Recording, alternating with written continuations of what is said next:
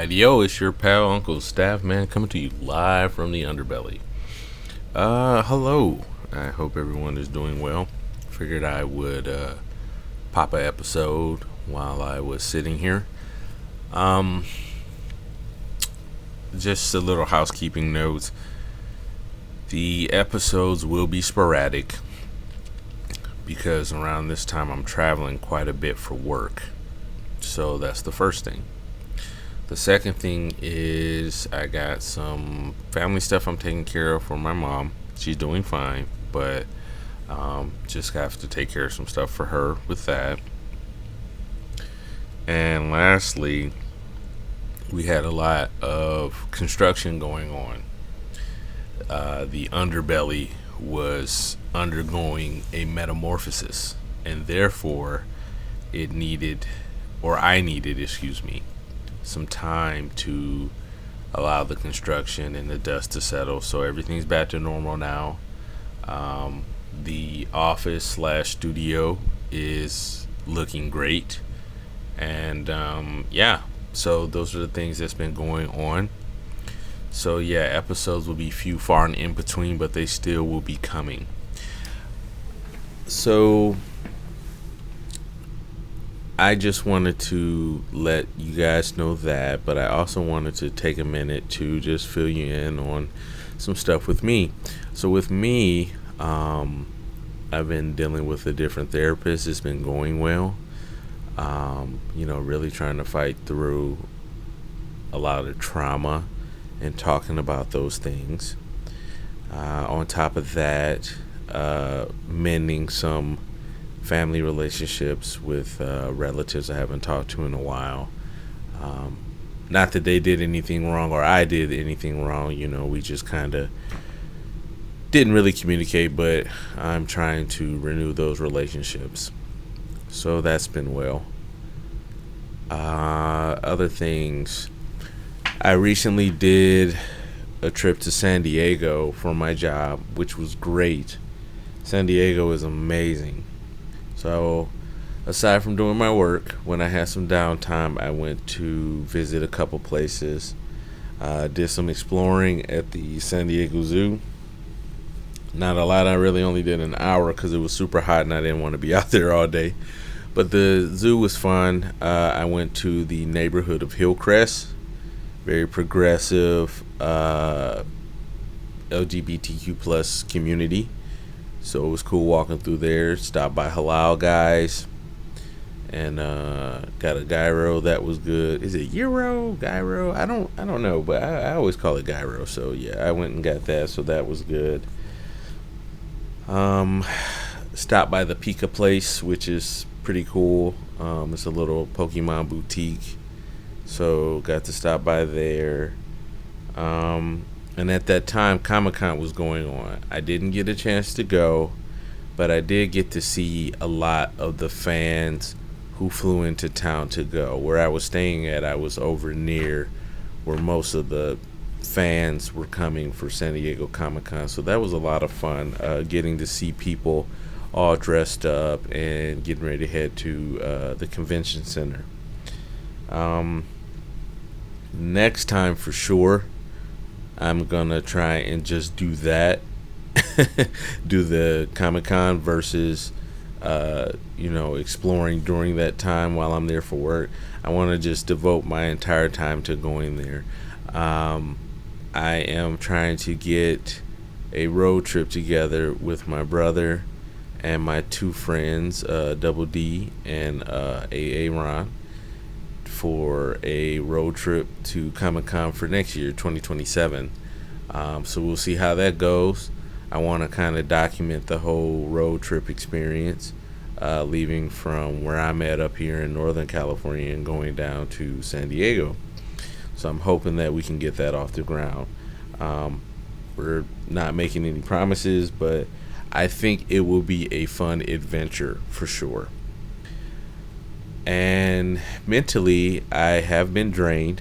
There has been a lot going on, both personal and professional. But I am resolved to keep going and take everything in stride. What I have learned is you can't control everything. You can only control the controllable. And as much as I have been angry about some stuff, I try to just let it roll off my back. I was looking at what animal best reflects the what it's like to be bipolar. Like what animal reflects that? And I was doing some research, and what I found is the duck. The duck best represents the what it would mean to be bipolar, which I thought was interesting. Ducks are very unique creatures when you sit down and take a look at them. They're very funny looking. They're all very unique, and they tend to do what they need to do and not really concerned about anything else.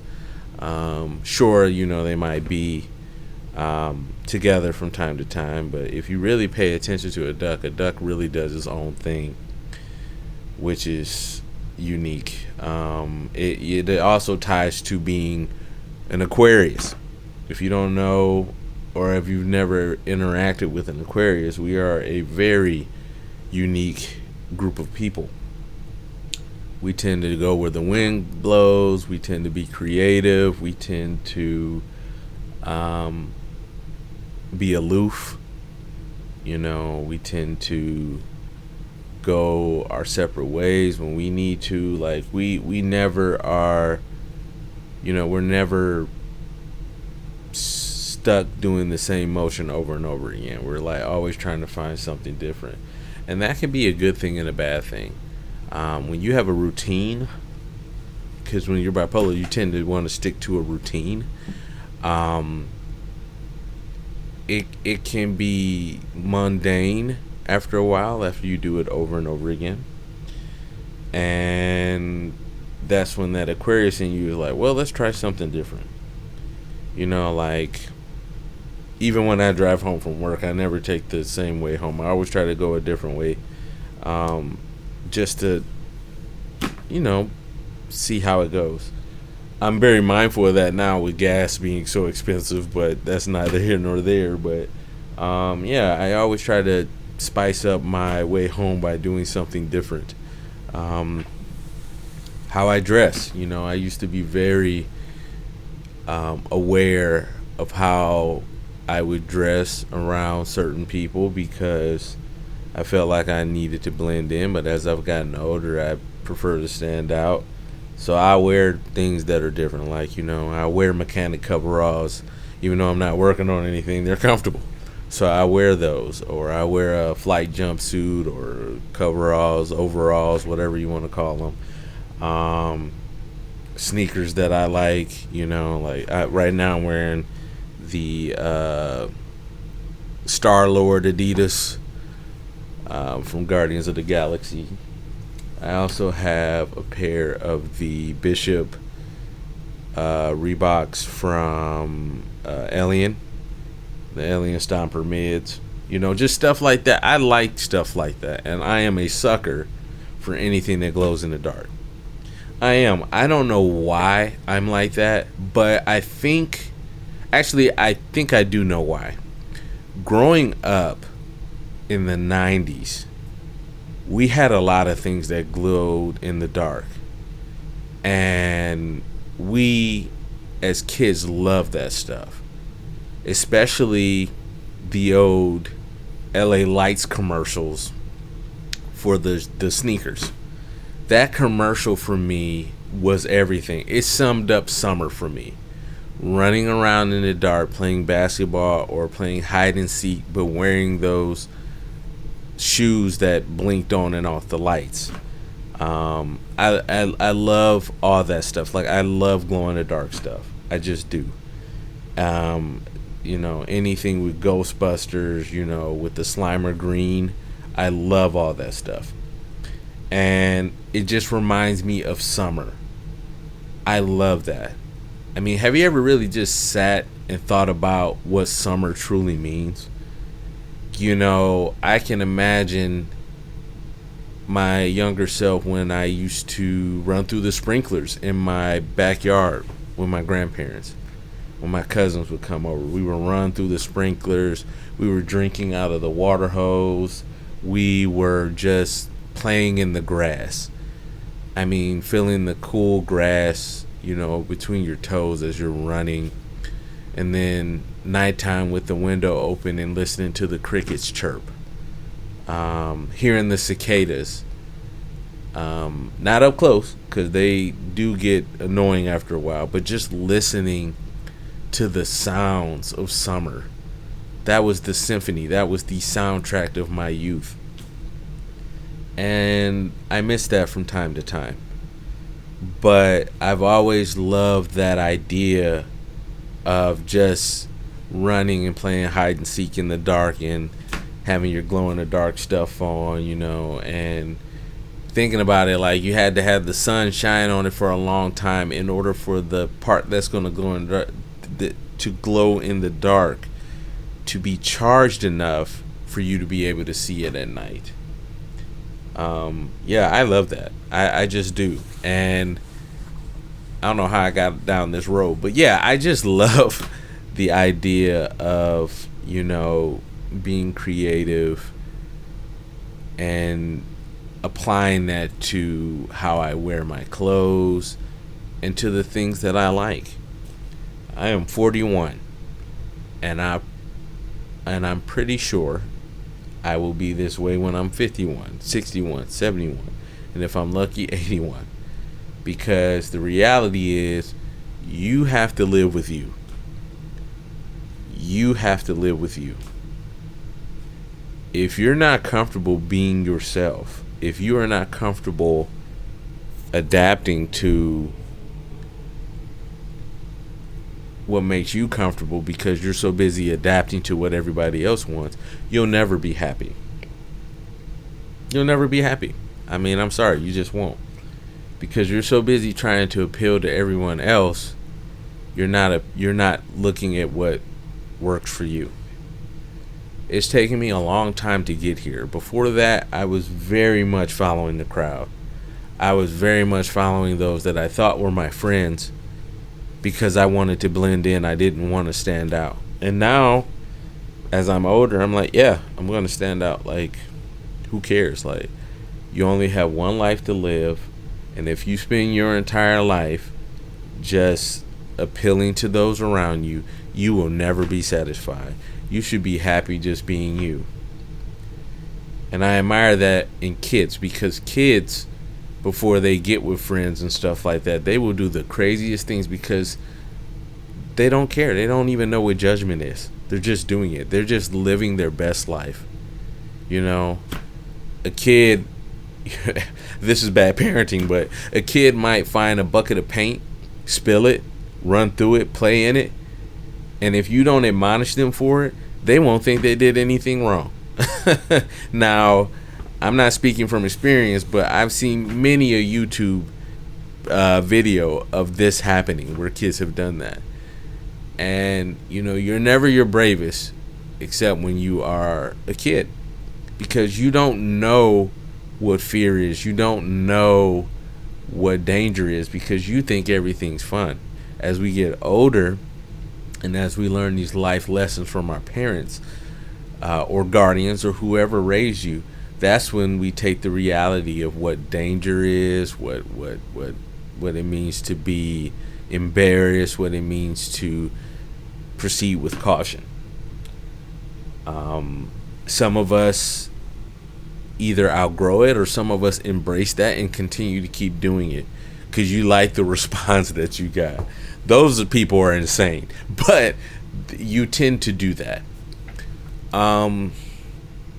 So I would say that we should learn from our younger selves.